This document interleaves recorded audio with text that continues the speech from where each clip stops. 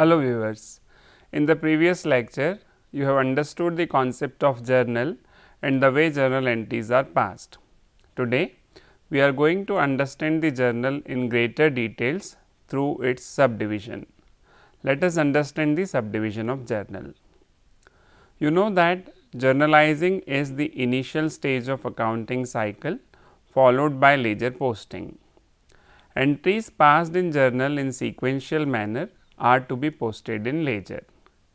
But before we understand ledger posting, let us understand that the journal discussed during the previous lectures is known as journal proper and is suitable for organizations with lesser number of transactions or for a smaller accounting period. When an organization has large number of transactions on regular basis, this journal becomes cumbersome and practically serves no purpose if all the transactions are recorded in journal proper. So, in such a situation, it becomes imperative to subdivide journal objectively. This subdivision of journal in various different purpose books is known as subsidiary books. Journal is broadly divided in two categories, that is special journals and journal proper. Special journals are meant for recording the transactions of specific nature and includes purchase book, sales book, purchase return book, sales return book, bills receivable book, bills payable book and cash book. Let us understand each one of them in proper details. Purchase book. As the name suggests, this specific book is meant for recording all credit purchase of goods and merchandise by business. What is important to note is that this book records only credit purchase of goods or merchandise by business. It implies two things. One, only purchase of goods or merchandise, that is the commodities related to basic business operations, are recorded in purchase book. And second, only that purchase of goods or merchandise is recorded in purchase book which is for credit. It means even cash purchase of goods or merchandise is not recorded in purchase book. Similarly, credit purchase of things other than goods like assets, say furniture, building, is also not recorded in purchase book. So, whenever a business purchases goods from suppliers for credit, it will be recorded in purchase book. This book is also termed as purchase day book, purchase journal, etc. Let us have a look into the format of a purchase book. As you can see, the structure of a purchase book comprises of 5 different columns. The first column, date column, shows the date on which transaction took place. As you know that journal is meant for recording the transactions instantaneously, transactions are normally recorded on the same day of happening. Particulars column, the second column, records the details of the transaction including name of the party from whom goods have been purchased for credit, specification of goods like quantity, size, details of list price and trade discount if any, etc. Invoice number column, this is third column. Invoice is popularly known as bill. The number of invoice issued by the supplier is written in this column. This invoice is also known as inward invoice as it represents inward movement, that is purchase of goods. The next column is LF column. Recall that LF stands for ledger folio. The transactions recorded in purchase book are posted in purchase account in ledger afterwards. The corresponding page number of ledger where purchase account appears is written in this column. Last column, the amount column, is a self-explanatory column and is meant for recording the amount of transactions. This column shows the amount of purchase. What is important to note is that this column exhibits the net value of the transaction after deducting trade discount if any. As against normal journal, this column is not divided in two sub columns. The reason for having one column amount is that this book records only credit purchase of goods, which shall always be debited. So, the basic nature of this book is debit. Now, let us understand recording transactions in purchase book with the help of an example. Let us say there is a firm Messrs. ABC Enterprises, a wholesale stationery trader, which entered into given purchase transactions during the first week of December 2030, and you have to record these transactions in the purchase book. First, we will read out the transactions and thereafter we will see how they appear on the purchase book of the enterprises. The transactions are like this. December 1, it purchased 100 boxes of pencils for rupees 20 each from Gopal Brothers. December 3, it purchased for cash notebooks worth rupees 10,000 from Kailash and Company on 10% trade discount. December 4, purchased 10 dozen bundles of A4 size computer stationery papers at the rate of rupees 2500 per dozen and 100 long copies at the rate of rupees 22 each from Kailash traders with 5% trade discount on both the items. December 6, purchased furniture worth rupees 40,000 from Stellar Furniture, and last transaction, that is December 7, purchased miscellaneous stationery items worth rupees 6,000 from A company. Now, let us have a look into purchase book of the organization.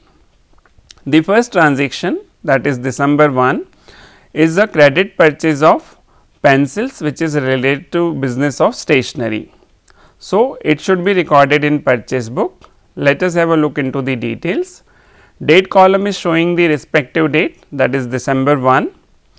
In particulars column, you can observe name of the party, Messrs. Gopal Brother is given. Then details of the item, that is 100 box pencils at the rate of rupees 20 each is given, and total amount of 2000, that is 100 boxes multiplied by 20, that is shown in the amount column. Now, observe that invoice number and ledger folio, these are the items of practical usage. So, this is recorded when the information is available with you. In real life businesses, the businessmen will have invoice number with them and ledger folio also with them. So, they will be writing about this transaction. Second transaction, December 3, just note that this is not recorded in purchase book. We will come to this later on. Third transaction is for December 4. This is regarding purchase of stationery and long copies on credit. So, it is recorded. Let us observe it in purchase book. First, date is mentioned in the date column, that is December 4. Then in particulars column, you can observe name of the party, Messrs. Kailash Traders. Details of item, 10 dozen bundles of A4 size papers at the rate of 2500 each, 25,000 mentioned in the particulars column only. As there is trade discount available, so the trade discount of 5% of 25,000, that is 1,250 rupees is deducted, and net amount of 23,750 is shown in the same column. There is one more item purchased from the same trader, 100 long copies at the rate of 22 each, making 2,200 rupees gross amount, deducted for 5% trade discount, 110 deducted, and 2,090 is the net amount. Adding these two values, that is 23,750 for stationery, that is A4 size papers, and 2,090 for long copies, the total of 25,840 is shown in the amount column. Next, fourth transaction is December 6. Again observe that it is not recorded. We will come to this also. Last transaction, December 7, it shows purchase miscellaneous stationery items worth rupees 6,000 from A company. So, it is a credit transaction of stationery items only. So, we can see that in date column, date 7th of December is available, then name of the party A company along with details of stationery, that is miscellaneous stationery items is shown, and amount of rupees 6,000 is available in the amount column. This is how transactions are recorded in purchase book of a firm. We noted that we have not recorded transaction of 3rd December and transaction of 6th December in the purchase book of the firm. Now, recall that a purchase book records only credit transactions relating to purchase of goods and merchandise of the business. Transaction dated 3rd December, though being related to purchase of goods, that is stationery, is not recorded because it is a cash transaction. On the other hand, transaction dated 6th December is not recorded as it relates to purchase of furniture, that is asset.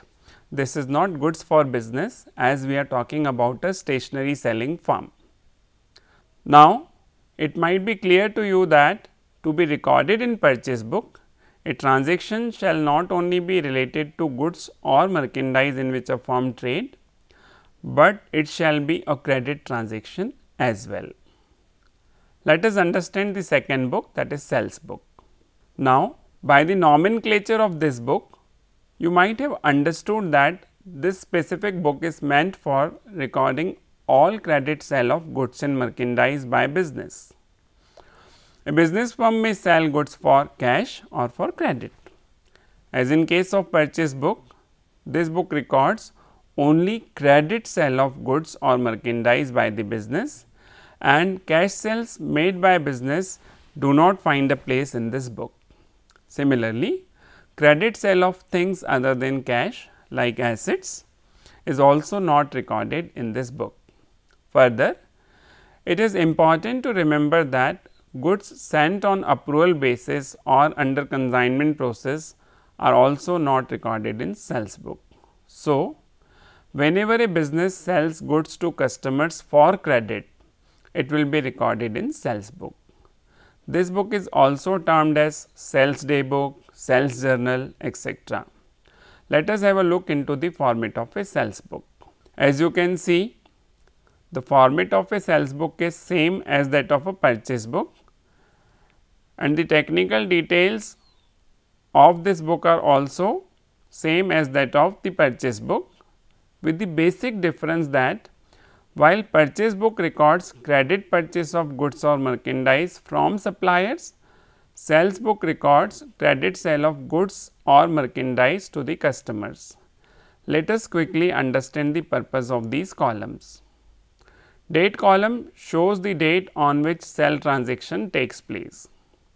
Particulars column records the details of the transaction, including name of the party to whom goods have been sold for credit, specification of goods like quantity, size, details of the price and trade discount if any, etc. Invoice number column, the number of invoice issued by business to customer is written in this column. This invoice is also known as outward invoice, as it represents the outward movement, that is sale of goods. Next column, the ledger folio column, records the corresponding page number of ledger where sales account appears. Last column, the amount column, shows the amount of sales. This column exhibits the net value of transaction after deducting trade discount, if any. The reason for having one amount column is that this account will record only credit sale of good, which shall always be credited. So, the basic nature of this book is credit. Now, let us understand recording the transactions in sales book of a firm with the help of an example. Let us say the same firm ABC Enterprises entered into following sales transactions during the first week of December 2013. Let us record this transaction in its sales book. First, we will read out the transactions and then we will see the sales book. In all, there are 4 transactions. December 1, the firm is selling 5 dozen bundles of computer stationery at the rate of 3000 to Pankaj Traders and allowed a trade discount of 10%. December 2nd, the next transaction, it sold miscellaneous stationery items worth rupees 2500 to Aarti Stationers and gave a trade discount of 200 rupees. December 5, it sold for cash 10 pencil boxes at the rate of rupees 25 each to Umang Stationers. And last transaction, December 7, it sold 25 long copies at the rate of 25 each to A Limited. Now, let us have a look into the sales book of Messrs ABC Enterprises. The first transaction, selling bundles of computer stationery, seems to be a credit transaction. That is a credit transaction only. So, will be recorded in books of accounts. So, sales books first entry is for this transaction only. Date, December 1 is mentioned in the date column. You can see in the particulars column the name of the customer, that is Messrs Pankaj Trader, is mentioned, followed by the details of the items sold to Pankaj Traders, that is 5 dozen bundles of A4 size papers at the rate of 3000 rupees each dozen, making a total value of 15,000, which is reduced for trade discount of 10%, that is 1500 rupees, and the net amount is shown in the amount column, that is 13,500. Second transaction is again a credit transaction, so should be recorded in books of accounts. So, you can see December 2, and in the particulars column you can see Aarti Stationers with the details of items, that is miscellaneous stationery items of 2500 reduced for trade discount of 200 rupees and net amount of 2300 recorded in the amount column. Now, talking about your next transaction, that is December 5th, just observe that this transaction is not recorded for the obvious reason that it is a cash transaction. So, shall not be recorded in sales book. Last transaction, December 7, again a credit transaction, so has been recorded in books. Date is mentioned in the date column, name of A Limited along with details of long copies and price is mentioned in particulars column, and total value, that is 25 long copies for 25 rupees each, 625 rupees is mentioned in the amount column of the sales book. So, you might have understood that transaction dated December 5 has not been recorded as it is a cash transaction. Now, let us talk about one more important book, that is purchase return book. When the firm purchases goods and these goods or a part thereof are returned back to suppliers for whatsoever reasons, the special journal which records these transactions of returning the goods purchased earlier is called purchase return book. Goods may be returned by buyer for various reasons. For example, goods may not be of required specifications as per sample, goods may be of inferior quality, goods might have damaged in transportation, etc. This book is also known as returns outward book, as it records the outward movement of goods returned by the firm back to the suppliers. This book is also termed as purchase return day book, purchase return journal, etc.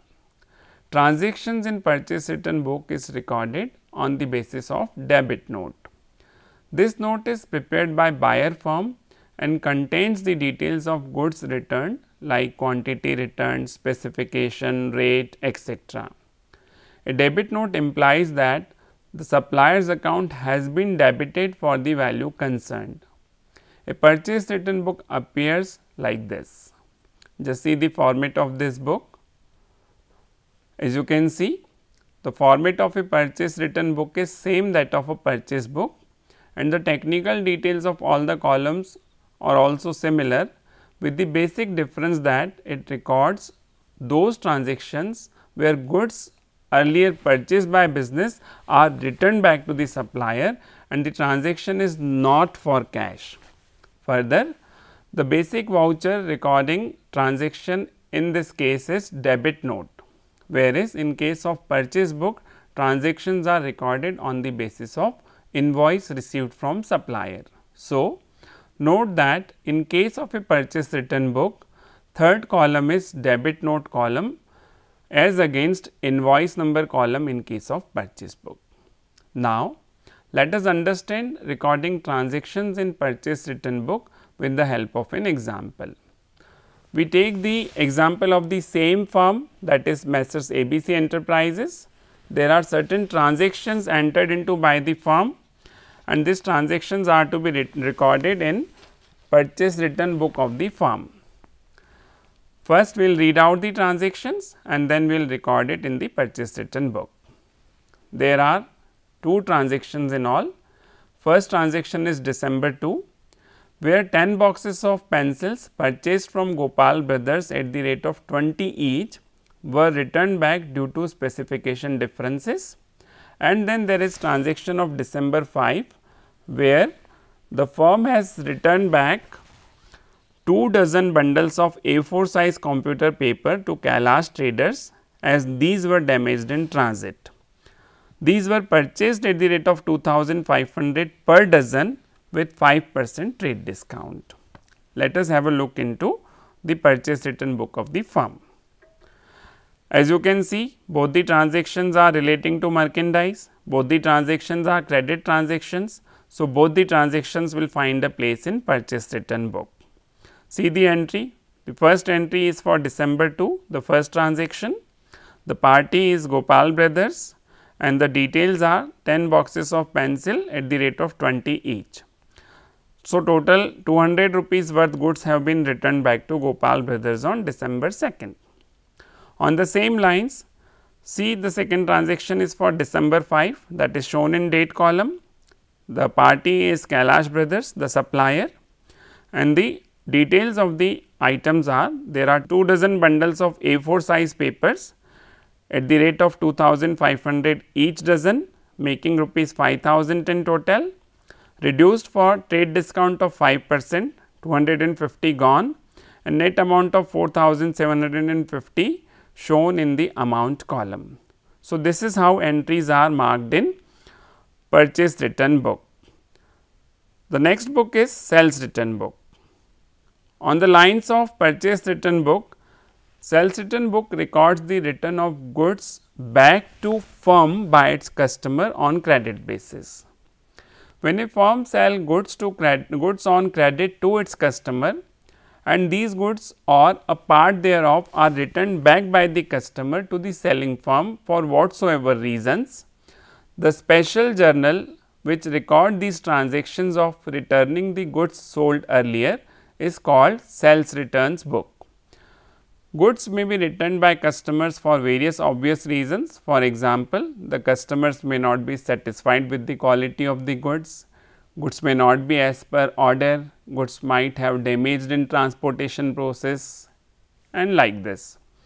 This book is also known as returns inward book as it records the inward movement of goods returned back to the firm by its customers. This book is also termed as sales return day book, sales return journal, etc. Transactions in sales return book are recorded on the basis of credit note.